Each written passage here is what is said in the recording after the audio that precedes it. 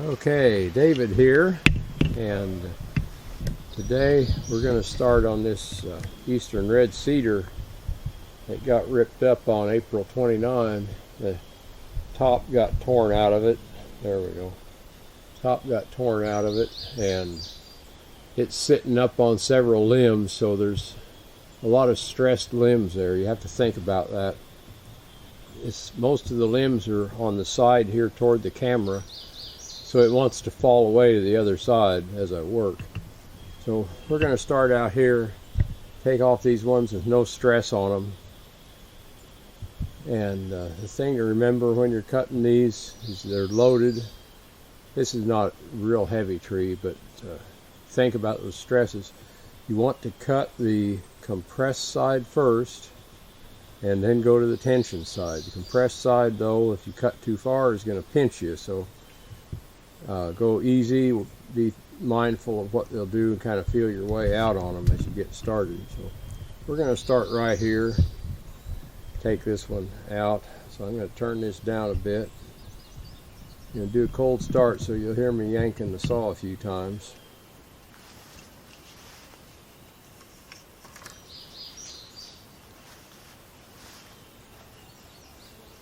And today we're using the new Husqvarna, well, new, we've had it a couple of years, Husqvarna 572. Came with a 28-inch bar, and that's what's still on it. Lets you reach into places. It's a big saw. If you don't set the compression relief, the darn thing's pretty hard to crank. So compression relief on, pump the primer bulb, set the choke, set the brake. See if I can pull this beast.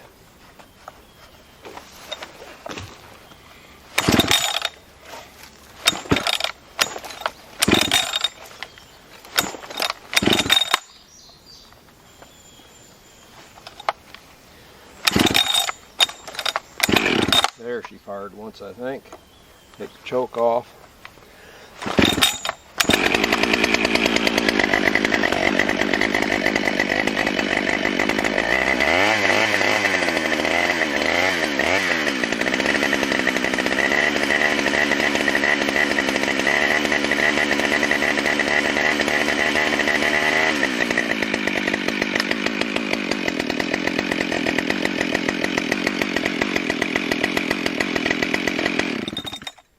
When you're firing up your saw cold, keep in mind that piston is aluminum in an iron cylinder, and that aluminum heats up and expands quickly. Iron cylinder not so much, so it's good to let it kind of run for a minute. Don't go wide open cutting as soon as you fire up your cold saw. So we're going to push that again, set the brake, It's turned on, give her another pull.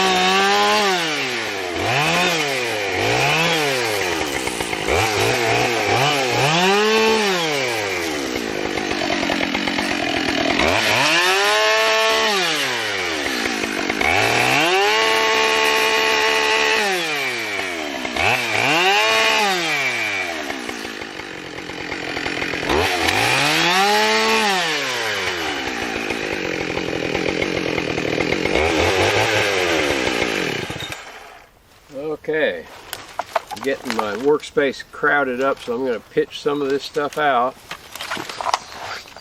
You got to be able to move. And I quit up there. You can't quite see it, but there's one stobbed into the ground. That's a support place, so that's loaded. I want to pull this stuff out and see what it looks like.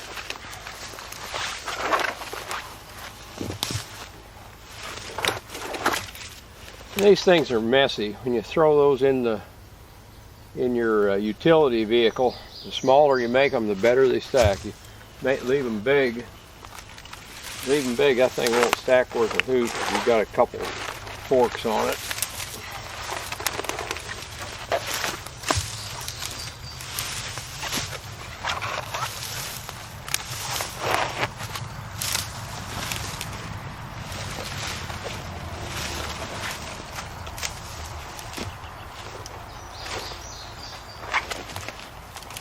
And little ones like this, you can burn them in the stove. They burn pretty good if you let them dry. Cedar's not bad. I just don't load the stove up with too many at one time.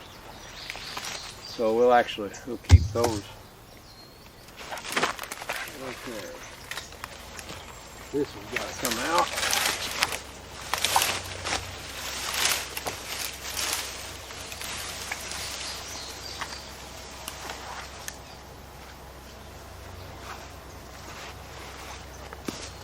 And you look how tight this space is. It's nice to have a swamper pulling stuff out for you, but the danger, doing a homeowner doing this, you get your wife in here pulling things out, she's liable to come in here and grab something just as you finish a cut and turn. And it's really not safe to have somebody working right behind you or beside you. And she's off doing something else, I don't complain. I sure don't want her to get tangled up with the saw.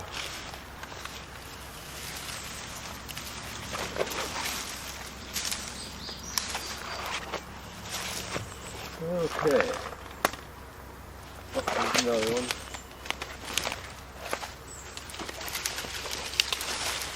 one. Okay, we'll take another little hitch at this. Let's see how it looks on the viewfinder here. Oh, lovely. Let me tip that up just a little. There we go. Oh, the camera fell off. Hang on. Okay, gloves, saw. And anyway, we've got, like you can see, 3 support points there.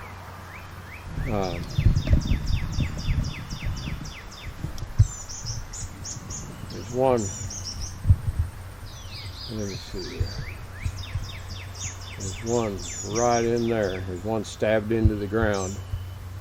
So I can cut beyond that. That's a support point. So I'm going to cut the stuff beyond that. And then work my way back.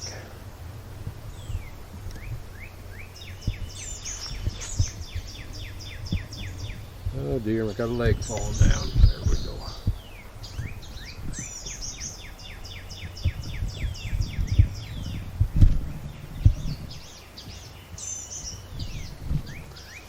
Okay.